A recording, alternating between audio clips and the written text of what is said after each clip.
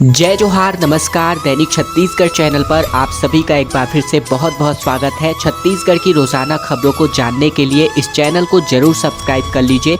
इसके अलावा ये वीडियो आप कहां से देख रहे हैं कमेंट बॉक्स में लिखकर हमें जरूर अवगत कराइए। छत्तीसगढ़ से होकर गुजरने वाली पहली अमृत भारत एक्सप्रेस को प्रधानमंत्री ने हरी झंडी दिखा करके रवाना किया। बता दें, पीएम नरेंद्र मोदी ने छत्तीसगढ़ से होकर जाने वाली पहली अमृत भारत एक्सप्रेस को हरी झंडी दिखाकर रवाना किया। ब्रह्मपुर ओडिशा से इस ट्रेन को प्रधानमंत्री मोदी और उधना गुजरात से इस ट्रेन को रेल मंत्री ने हरी झंडी दिखाकर रवाना किया। 5 अक्टूबर से ये ट्रेन नियमित रूप से चलने वाली है। फिलहाल ट्रेन की बुकिंग सेवा सुविधा शुरू कर दी गई है। ये ट्रेन ओडिशा से गुजरात तक सीधी लंबी दूरी कनेक्टिविटी के साथ ही जुड़ने वाला है। बता दें, छत्तीसगढ़ से होकर विशेष रूप से यात्रियों को इसके लिए फायदा होने जा रहा है। 5 अक्टूबर से ये ट्रेन नियमित रूप से पूरे छत्तीसगढ़ से होकर गुजरने वाली है। जीएसटी 2.0 में घर बनाने का सपना अब किफ़ायती होने जा रहा है, लेकिन सीमेंट के दाम घटते नजर नहीं आ रहे हैं। बता दें, छत्तीसगढ़ में केंद्र सरकार ने सीमेंट पर जीएसटी की दर को 28% से घटाकर 18% कर दिया है। यानी सीमेंट पर जीएसटी की दरों में 10% की कटौती करी गई है। राजधानी रायपुर में सीमेंट की कीमत होलसेल में 310 से लेकर 305 रुपये और रिटेल में 320 से 330 रुपये प्रति बैग थी। जीएसटी की दर में कटौती के बाद सीमेंट की दर प्रति बैग लगभग 20 से 25 रुपए तक सस्ता हो जाना चाहिए था, लेकिन रिटेलर अभी तक भी पुरानी कीमत पर ही उपभोक्ताओं को सीमेंट बेच रहे हैं। बताया जा रहा है कि जीएसटी की नई दरें लागू होने के बाद भी सीमेंट कंपनियों ने सीमेंट की कीमत में 20 से लेकर 25 रुपए तक की कमी कर दी है, लेकिन रिटेलरों के द्वारा अभी भी पुराने दरों पर ग्राहकों को सीमेंट बेचा जा रहा है। इसके चलते आम उपभोक्ताओं को सीमेंट की दरों पर जीएसटी की दर में कटौती का सीधा लाभ नहीं मिल पा रहा है। कोंडागांव के स्कूल में नाले का पानी घुस गया। पूरे छत्तीसगढ़ के अगर हम मानसून की अपडेट की बात करें तो बिलासपुर में 3 लोगों पर बिजली गिरी, जहां एक की मौत हो गई। 18 जिलों में ऑरेंज अलर्ट जारी किया गया है और 2 दिनों तक मौसम खराब रहने की चेतावनी है। बता दें, पिछले 3 दिनों से कोंडागांव में हो रही लगातार बारिश की वजह से बाजारपारा स्थित प्राथमिक उच्चतर माध्यमिक विद्यालय में नाले का पानी भर गया। इधर बच्चे गंदगी के बीच पढ़ने को मजबूर हैं। शिक्षा सत्र शुरू होने से पहले ही विभाग ने सभी स्कूलों को दुरुस्त करने का दावा किया था, लेकिन ये तस्वीरें उन सभी दावों की पोल खोलती नजर आ रही हैं। साथ ही बात करें बलरामपुर के बनापति गांव में शुक्रवार को शाम को बिजली गिरने की वजह से 3 मवेशियों की मौत हो गई। साथ ही इस बीच छत्तीसगढ़ में 18 जिलों में ऑरेंज अलर्ट जारी किया गया है। रायपुर में रात भर बारिश हुई और सुबह रुक रुक कर बौछारें पड़ रही हैं। पिछले 24 घंटे में राज्य के अधिकांश संभागों में हल्की से लेकर मध्यम स्तर की बारिश हुई है, जिसमें बीजापुर में सबसे ज्यादा 56 मिलीमीटर की बारिश दर्ज की गई है। मौसम विज्ञान विभाग के मुताबिक बंगाल की खाड़ी में बने एटमॉस्फेरिक सर्कुलेशन की वजह से आने वाले 2 दिनों तक ऐसे ही मौसम रहने की संभावना है। बता दें, रायपुर, सरगुजा, जीपीएम, कोरबा, धमतरी, कोंडागांव, गरियाबंद, बीजापुर और बस्तर ऑरेंज अलर्ट वाले साथ ही येलो अलर्ट वाले जिलों में शामिल हैं, जहां गरज चमक के साथ बिजली गिरने और आंधी चलने की संभावना है। इसी बीच बिलासपुर के तखतपुर क्षेत्र में एक परिवार के 3 लोग बिजली गिरने की वजह से प्रभावित हो गए और एक की मौत पूरी तरीके से हो गई। भिलाई से बड़ी खबर, जहां डायरिया के 12 नए मरीज पाए गए हैं। स्वास्थ्य विभाग ने इसको लेकर सर्वे भी किया है। बता दें, छत्तीसगढ़ के दुर्ग जिले के भिलाई एरिया में डायरिया के 12 नए मामले सामने आए हैं। खुर्सीपार स्थित वार्ड 51 राजेंद्र प्रसाद नगर में बता दें 25 सितंबर को स्वास्थ्य विभाग और नगर निगम की संयुक्त टीम ने सर्वे करने पहुंची, जहां इन मरीजों की पहचान की गई और इसके रिपोर्ट अब जाकर उजागर हुए हैं। इस वार्ड में अब तक डायरिया के कुल 23 मामले दर्ज किए जा चुके हैं। सर्वे का काम डॉक्टर राजेंद्र प्रसाद चौक से शुरू हुआ और जहां मितानिनों ने घर घर जाकर स्वास्थ्य परीक्षण किया। इस दौरान कुल मिलाकर 174 घरों का निरीक्षण किया गया। टीम ने मौके पर ही मरीजों को 40 से अधिक ओआरएस पैकेट, 100 जिंक टैबलेट और 30 अन्य आवश्यक दवाइयां वितरित कर दी हैं। प्रधानमंत्री मोदी ने छत्तीसगढ़ में आईआईटी भिलाई का वर्चुअली रूप से शुभारंभ किया। तीसरे फेज के परिसर में छत्तीसगढ़ का पहला रिसर्च पार्क अब डेवलप होने जा रहा है। छत्तीसगढ़ में प्रधानमंत्री मोदी ने एक वर्चुअल समारोह में सम्मिलित होकर आईआईटी भिलाई के चरण बी निर्माण की आधारशिला रखी। इस दौरान उन्होंने आईआईटी पटना, इंदौर, जोधपुर, तिरुपति, पलक्कड़, धारवाड़ और जम्मू के साथ ही चरण बी कार्यों का भी शुभारंभ किया। केंद्र सरकार ने आईआईटी भिलाई के चरण बी के लिए 2257 करोड़ रुपए स्वीकृत किए हैं। इनमें से 1092 करोड़ रुपए भवन और परिसर निर्माण के कार्य पर व्यय होने वाले हैं। इस विस्तार के बाद परिसर का निर्मित क्षेत्र 1,51,343 वर्ग मीटर का बढ़ जाएगा। तीसरे फेज के परिसर में छत्तीसगढ़ का पहला रिसर्च पार्क भी अब बनने जा रहा है। माता अंगारमोती के मंदिर में 5000 से अधिक ज्योत प्रज्वलित किए गए। 22 देशों के भक्तों ने मनोकामना ज्योत यहां पर जलवाए हैं। छत्तीसगढ़ के धमतरी के स्थित मां अंगारमोती मंदिर में इस साल नवरात्रि के दौरान 5000 से अधिक आस्था के ज्योत प्रज्वलित किए गए हैं, जिनमें 22 विदेशी भक्तों द्वारा ये मनोकामना ज्योत भी जलवाए गए हैं। मंदिर में भक्तों को 24 घंटे माता के सुगम दर्शन मिल रहे हैं, जिससे श्रद्धालुओं में काफी उत्साह है। धमतरी जिला मुख्यालय से लगभग 12 किलोमीटर दूर स्थित मां अंगारमोती मंदिर को वन देवी के नाम से भी जाना जाता है। ये मंदिर छत्तीसगढ़ ही नहीं बल्कि देश विदेश में भी अपनी ख्याति के लिए प्रसिद्ध है। क्वार नवरात्रि में यहाँ श्रद्धालुओं की भारी भीड़ उमड़ पड़ रही है।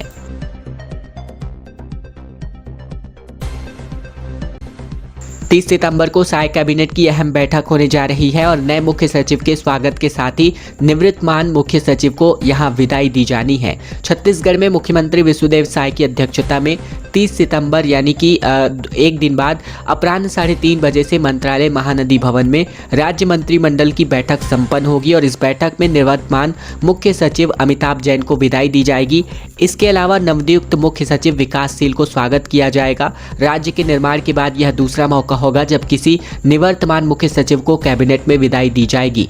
इसके पहले पूर्व मुख्य सचिव सुनील कुमार को भी फरवरी 2014 में कैबिनेट के द्वारा विदाई दी गई थी। साथ ही गौरतलब है कि भारतीय प्रशासनिक सेवा के अधिकारी 1994 बैच के अधिकारी विकासशील छत्तीसगढ़ के अब मुख्य सचिव बन चुके हैं।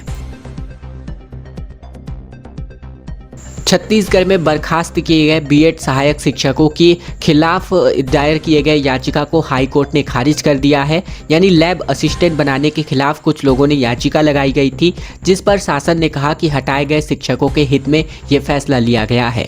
छत्तीसगढ़ के बिलासपुर हाई कोर्ट ने 2621 बर्खास्त बीएड डिग्रीधारी सहायक शिक्षकों को सहायक शिक्षक विज्ञान यानी प्रयोगशाला के पद पर समायोजित करने के खिलाफ लगाई गई याचिका को अब सिरे से खारिज कर दिया है। जस्टिस रविंद्र कुमार अग्रवाल की सिंगल बेंच ने कहा कि सरकार का फैसला गैर कानूनी या फिर मनमाना नहीं है। जांजगीर चांपा निवासी संजय कुमार और मुंगेली निवासी विजय कश्यप ने अप्रैल 2025 में लिए गए कैबिनेट के निर्णय को चुनौती दी थी। याचिका में कहा गया था कि छत्तीसगढ़ स्कूल शिक्षा सेवा शैक्षिक और प्रशासनिक कैडर भर्ती और पदोन्नति नियम के अनुसार सहायक शिक्षक विज्ञान प्रयोगशाला के पद पर 100% सीधी भर्ती से भरे जाने चाहिए थे, लेकिन यहाँ पर समायोजन के बाद ये नियमों का उल्लंघन किया गया। इस बात को लेकर याचिका लगाई गई थी, जिसको अब सिरे से खारिज कर दिया गया है। खबरों में आगे बढ़े इसके पहले अगर आपने ये चैनल अभी तक सब्सक्राइब नहीं किया है, सब्सक्राइब जरूर कर लीजिए छत्तीसगढ़ की रोजाना खबरों को जानने के लिए। इसके अलावा वीडियो आप कहां से देख रहे हैं कमेंट बॉक्स में लिखकर हमें जरूर अवगत कराइए। ये वीडियो शेयर कर दीजिए अपने दोस्तों और रिश्तेदारों तक।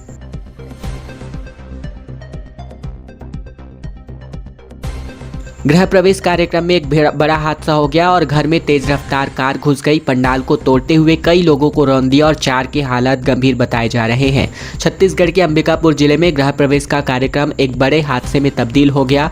गृह प्रवेश की पूजा के बाद शाम को रिसेप्शन की पार्टी चल रही थी। रिश्तेदार और मोहल्ले वासी खाना खा रहे थे और इसी बीच तेज रफ्तार कार घर में जा घुसी और पंडाल को तोड़ते हुए कई लोगों को रौंद दिया। इस हादसे में 4 लोग गंभीर रूप से घायल हुए हैं। ये घटना शुक्रवार शाम 8 बजे की है और यह पूरा मामला गांधीनगर थाना क्षेत्र के डेयरी फार्म रोड वार्ड क्रमांक 3 का बताया जा रहा है। रायपुर में नेशनल हाईवे पर रईस यादव की स्टंटबाजी का वीडियो देखने को मिला, जहां लग्जरी कारों पर खिड़की सनरूफ पर लटके और फिर गैंगस्टर सॉन्ग AK-47 पर रील बनाकर इंस्टाग्राम पर डाल दिया गया। छत्तीसगढ़ में इन दिनों बर्थडे सेलिब्रेशन का अंदाज काफ़ी खतरनाक होता जा रहा है। कभी केक काटने के लिए हथियार तो कभी लग्जरी कारों से सड़क पर स्टंटबाजी दिखाई जाती रही है। और अब रायपुर में भी एक ऐसा ही वीडियो वायरल हुआ है, जिसमें रईस यादव का काफिला नेशनल हाईवे पर फिल्मी स्टाइल में स्टंट करता नजर आ रहा है। वीडियो में देख सकते हैं कि तकरीबन 15 से 20 लग्जरी कारों का काफिला जो है कैनाल रोड से नेशनल हाईवे होते हुए आरंग की तरफ आगे बढ़ रहा है। युवक महंगी कारों की खिड़कियों और सनरूफ से लटककर जानलेवा स्टंट कर रहे हैं। युवक बेखौफ होकर नेशनल हाईवे पर रौब दिखा रहे हैं और ये काफिला 3 स्थानों से होकर गुजरा। एलविस यादव का छत्तीसगढ़ में जो है विरोध किया गया, जिसकी वजह से ये कार्यक्रम रद्द किया गया, जहां 800 से लेकर 25,000 रुपए तक के टिकट यहां पर बेचे गए। बता दें छत्तीसगढ़ के अंबिकापुर में नवरात्रि के दौरान गरबा कार्यक्रम में यूट्यूबर एलविस यादव का डांडिया कार्यक्रम हिंदू संगठनों ने विरोध के बाद इसको रद्द करवाया। जब एलविस यादव अंबिकापुर पहुंचे तो कुछ युवकों ने उनका काफिला रोकने की भी कोशिश की।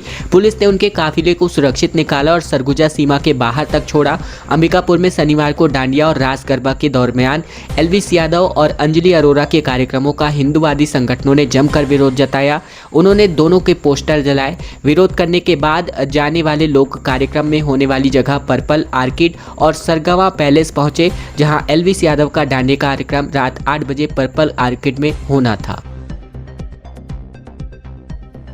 डोंगरगढ़ में एक बड़ा हादसा हो गया। पिकअप और बाइक में टक्कर हो गई और मां बबलेश्वरी के दर्शन करके वापस लौट रहे 2 युवकों की मौत हो गई। छत्तीसगढ़ के राजनांदगांव जिले के डोंगरगढ़ थाना क्षेत्र के अंतर्गत सुबह पिकअप और बाइक की आमने सामने टक्कर हो गई, जहां इस टक्कर में 2 युवकों की मौके पर ही मौत हो गई। मृतक दोनों युवक अपने दोस्तों के साथ मां बबलेश्वरी के दर्शन करके वापस घर लौट रहे थे। ये हादसा ग्राम मुनगांव में तकरीबन 10 बजे के आसपास का है।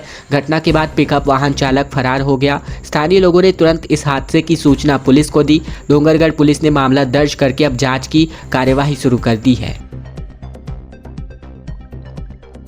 छत्तीसगढ़ के 5 लोगों की मौत की खबर निकलकर सामने आ रही है, जहां 2 को पिकअप ने कुचल दिया। मध्य प्रदेश के कोरबा के ट्रांसपोर्टर मां बेटे की जान भी चली गई। बालोद में भी एक की मौत यहां निकलकर सामने आ रही है। छत्तीसगढ़ में बीते दिन 3 अलग अलग सड़क हादसे में 5 लोगों की जान चली गई। राजनांदगांव जिले में एक पिकअप ने बाइक सवार 2 युवकों को कुचल दिया। दोनों की ही मौके पर ही मौत हो गई। वहीं कोरबा जिले के गेवरा और दीपका क्षेत्र में एक ट्रांसपोर्टर और उसकी मां ने सड़क हादसे में अपनी जान गंवा दी। इस हादसे में मध्य प्रदेश के चित्रकूट के पास यह हादसा हुआ, जहां कार डिवाइडर से जा टकराई और जिससे दोनों की ही मौके पर ही मौत हो गई। ट्रांसपोर्टर अपनी मां और मौसा के साथ पंजाब अपनी पत्नी और बच्चों से मिलने जा रहे थे। इसके अलावा बात करें तीसरे हादसे की तो ये भिलाई के रहने वाले दोनों मृतक निकलकर सामने आ रहे हैं। साथ ही साथ अगर हम बात करें तो बालोद जिले में एक तेज रफ्तार कार ने बाइक सवारों को टक्कर मार दी, जिससे व्यक्ति की मौके पर ही मौत हो गई, जबकि दूसरा व्यक्ति गंभीर रूप से घायल हो गया। गौरेला पिंडरा मरवाही में दुर्गोत्सव में खप्पर नृत्य आयोजित किया गया। बंगाली महिलाओं ने जलती हुई धुनी के साथ अपनी प्रस्तुति दी। शक्ति और भक्ति का अनूठा संगम यहां पर दिखाई दिया। गौरेला पिंडरा मरवाही जिले में दुर्गा उत्सव के दौरान पंचमी तिथि पर खप्पर नृत्य का आयोजन किया गया और इस पारंपरिक बंगाली नृत्य ने श्रद्धालुओं का ध्यान आकर्षित किया। दुर्गा पंडालों में बंगला समाज की महिलाओं ने यह नृत्य प्रस्तुत किया। उन्होंने पारंपरिक बंगाली वेशभूषा सफेद और लाल रंग की साड़ी पहनकर प्रदर्शन किया। इस नृत्य का सबसे बड़ा खास बात यह है कि महिलाओं ने अपने हाथों में जलती हुई धूनी को लेकर अपनी प्रस्तुति सौंपी। ये दृश्य शक्ति और भक्ति का अनूठा संगम दिखा रहा था। रायपुर के समोदा गौठान में 18 गायों की मौत का मामला लगातार बौखलाता जा रहा है। विकास उपाध्याय ने कहा कि गौवंश के शव चील और कौवे नोच रहे हैं। भाजपा सरकार में गौवंश सुरक्षित नहीं है। छत्तीसगढ़ के रायपुर के समोदा गांव के गौठान में गायों की मौत के मामले में अब शनिवार को प्रदेश कांग्रेस कमेटी की जांच करने पहुंची। इस दौरान समिति के संयोजक विकास उपाध्याय, समिति के सदस्य छाया वर्मा, कन्हैया अग्रवाल, प्रमोद दुबे, उद्धव राम वर्मा, कोमल साहू जांच रिपोर्ट बनाकर प्रदेश कांग्रेस कमेटी के अध्यक्ष दीपक बैज को सौंपेंगे। विकास उपाध्याय ने बताया कि जांच के दौरान गौठान में भारी अनियमितताएं उजागर हुई हैं। समिति ने पाया कि गौठान में लगभग 17 से 18 गायों की मौत हो चुकी है, जिसके शव को चील और कौवे नोच रहे थे। गौठान की स्थिति अस्त व्यस्त थी। गौठान में 50 गाय रखने की व्यवस्था थी, जिसमें लगभग 250 से 300 गायों को ठूस ठूस कर भरा गया था। A+ ग्रेडिंग वाले यूनिवर्सिटी के मार्कशीट में नैक की ग्रेडिंग स्पेलिंग गलत निकली।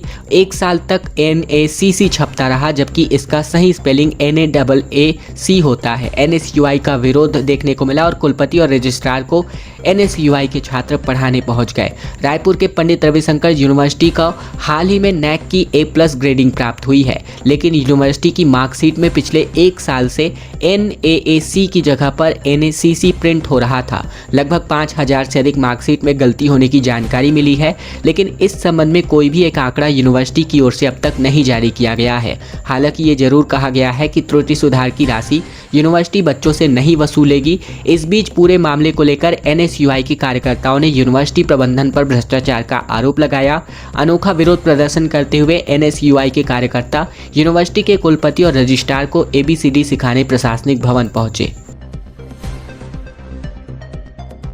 कोरबा में भूविस्थापितों से पूर्व CM भूपेश बघेल ने मुलाकात करी। कहा, कंपनी से डरने के बजाय डट कर लड़े, जमीन का मुआवजा लेकर रहें। पूर्व मुख्यमंत्री भूपेश बघेल कोरबा जिले के हरदी बाजार पहुंचे, जहां इन्होंने भूविस्थापितों से मुलाकात की। बघेल ने इस दौरान कोयला खदानों के लिए ग्रामीणों की ली जाने वाली जमीन का मुद्दा उठाया, जहां इन्होंने ग्रामीणों से कहा कि वह प्रबंधन और प्रशासन से डरने के बजाय डट करके लड़ें। ग्रामीणों का कहना है कि कोयला कंपनी खदान विस्तार के लिए जिले के कई गाँवों की जमीन लेने के बाद अब कंपनी की नजर हरदी बाजार पर है। लगातार इस इलाके का सर्वे करने की प्लानिंग की गई, लेकिन लोगों के विरोध के कारण ये मामला फेल होता रहा। इस दौरान हरदी बाजार के लोगों को तरह तरह से दबाव बनाने और फिर डराने की कोशिश भी की जा रही थी। लोगों ने अपनी समस्या के बारे में पूर्व मुख्यमंत्री भूपेश बघेल को अवगत कराया, जिससे वे हरदी बाजार पहुंचे थे। स्कूल के क्लासरूम में नाले का गंदा पानी भर गया। कोंडागांव में 3 दिन से लगातार बारिश की वजह से बच्चों की पढ़ाई डिस्टर्ब हो गई है। छत्तीसगढ़ के कोंडागांव जिले में लगातार हो रही बारिश की वजह से कई जगहों पर जलभराव की स्थिति बन चुकी है। बता दें, बाजारपाड़ा में स्थित प्रशासनिक प्राथमिक उच्चतर माध्यमिक विद्यालय में गंदे नाले का पानी घुस गया और स्कूल परिसर और कक्षाओं में पानी भरने की वजह से बच्चों की पढ़ाई प्रभावित हो गई। साथ ही साथ बताया जा रहा है कि स्कूल के क्लासरूम में भरे गंदा पानी के बीच बच्चों ने पढ़ाई की, जिससे उन्हें संक्रमण के फैलने की आशंका बढ़ चुकी है। परिजनों ने नगरपालिका की जल निकासी और सफाई व्यवस्था पर भी लगातार सवाल खड़े किए हैं। खबरों का सिलसिला बस यहीं तक का था। वीडियो अगर आपको पसंद आया तो वीडियो को एक छोटा सा लाइक कर दीजिए। चैनल पर नए हैं, चैनल जरूर सब्सक्राइब कर लीजिए, ताकि छत्तीसगढ़ की रोजाना खबरें बिना किसी रुकावट के हम आप तक पहुंचा सके। तो ये वीडियो जरूर लाइक कीजिएगा, चैनल को जरूर सब्सक्राइब कीजिएगा, ये वीडियो शेयर कर दीजिए अपने दोस्तों और रिश्तेदारों तक, ताकि उन तक भी हम महत्वपूर्ण खबरें पहुंचाई जा सके।